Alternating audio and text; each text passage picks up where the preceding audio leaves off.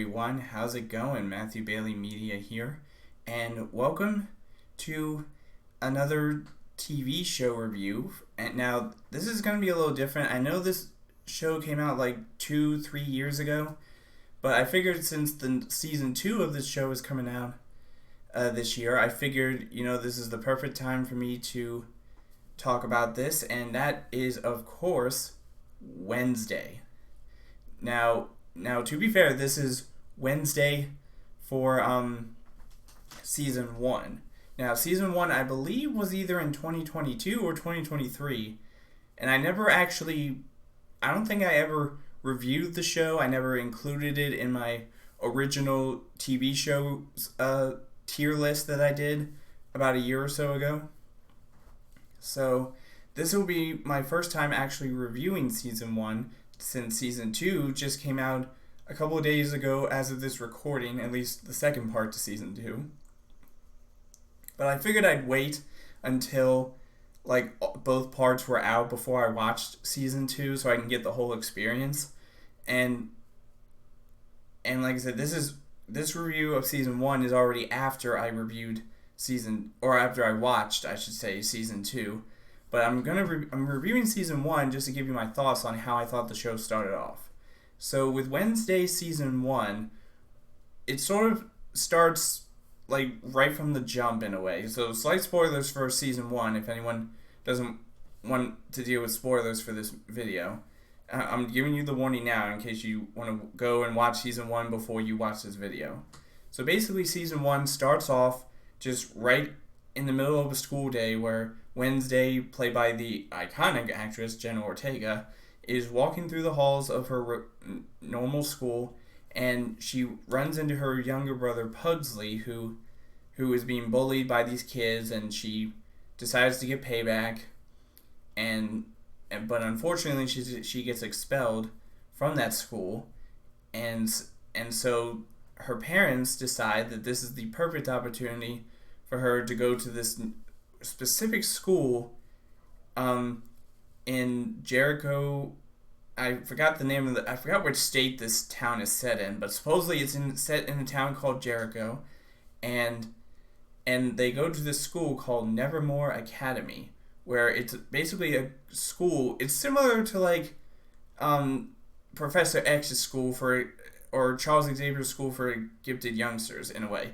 But in this case, it's only for people who are part of it's known as an outcast community, but it has actual living monsters, things like werewolves, vampires. Sirens are, I guess, another word for mermaids.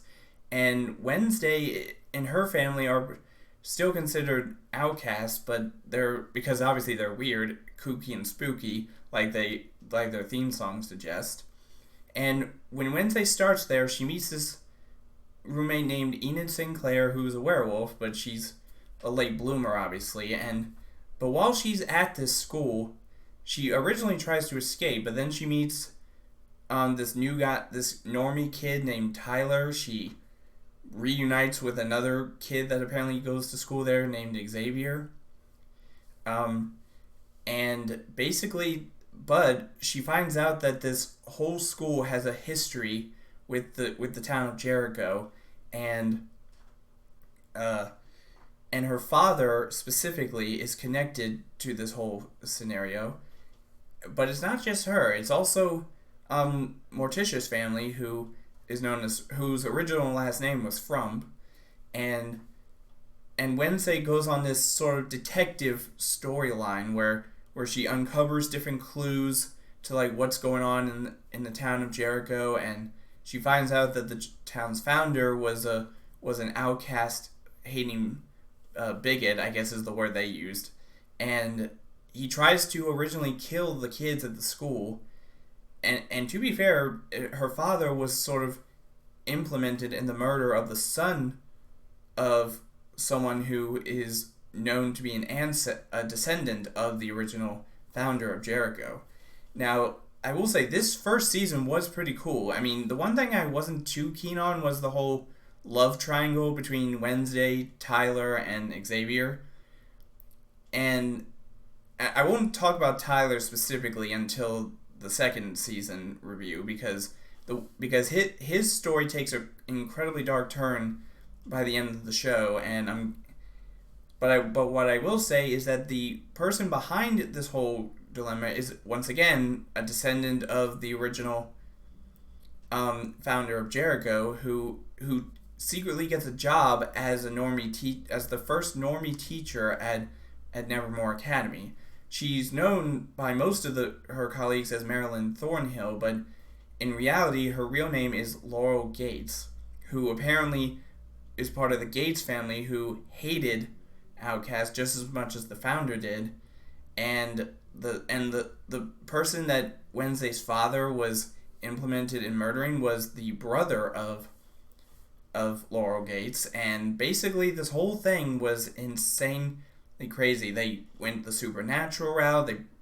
They even got so far as to bring back the original founder of Jericho to try to rid the world of Outcast, and that whole thing backfired tremendously.